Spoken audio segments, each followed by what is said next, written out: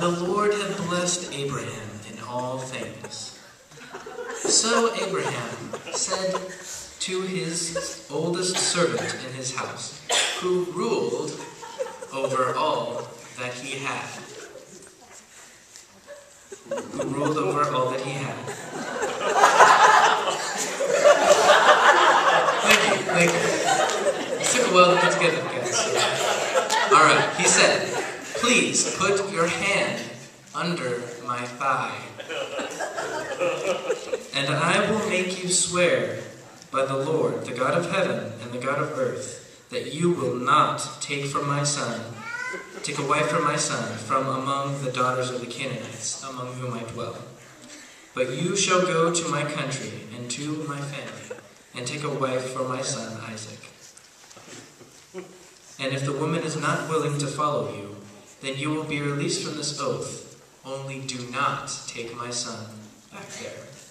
And so the servant put his hand under the thigh of his master and swore to him concerning his life. Then the servant took 10 of his master's camels and departed, for all his master's goods were in his hand. And he arose and went to Mesopotamia, to the city of Nahor.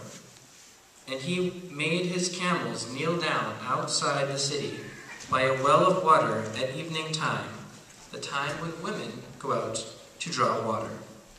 Then he said, "O Lord God of my master Abraham, please give me success this day, and show kindness to my master Abraham. Behold, here I stand by the well of water, and the daughters of the men of the city are coming out to draw water. Now let it be that the young woman to whom I say, 'Please let down your pitcher, that I may drink,' and she says, 'Drink, I will also give your camels a drink,' let her be the one you have appointed for your servant Isaac. And by this I will know that you have shown kindness to my master."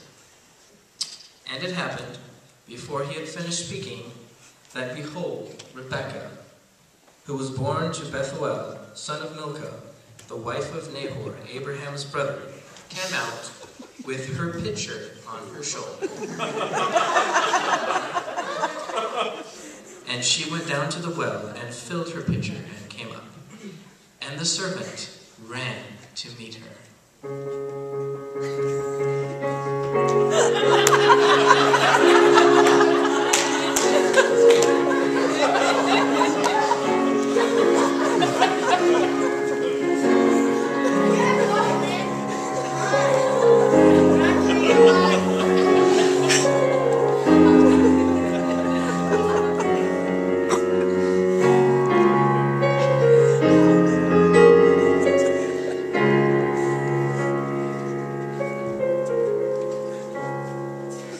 And said, "Please, let me drink a little water from your pitcher."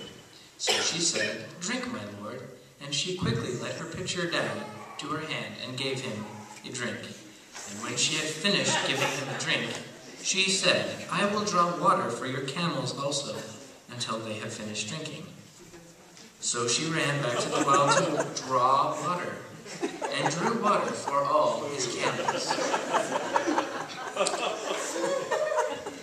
And the man, wondering at her, remained silent so as to know whether the Lord had made his journey prosperous or not. So it was, when the camels had finished drinking, that the man took a golden nose ring, weighing half a shekel, and 2 bracelets for her wrists, weighing 10 shekels of gold, and said, "Whose daughter are you? Tell me, please, is there room in your father's house for us to lodge?" So she said to him, "I am the daughter of Bethuel, Milcah's son, whom she bore to Nahor." Moreover, she said to him, We have both straw and feed enough, and room to lodge." Then the man bowed down his head and worshipped the Lord. Then Rebekah and her maids arose.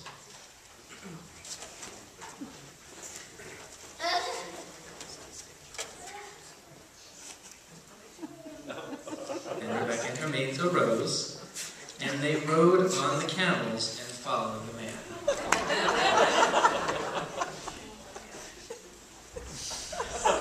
So the serpent took Rebekah and departed. Now Isaac came from the way of Beer Lahai Roi, where he dwelt in the south. And Isaac went out to meditate in the field in the evening. And he lifted his eyes and looked, and there the camels were coming. Then Rebekah lifted her eyes. When she saw Isaac, she dismounted her camel. For she said to the servant, "Who is this man walking in the field to meet us?" The servant said, "It is my master." So she took a veil and covered herself. And so the servant told Isaac all the things he had done.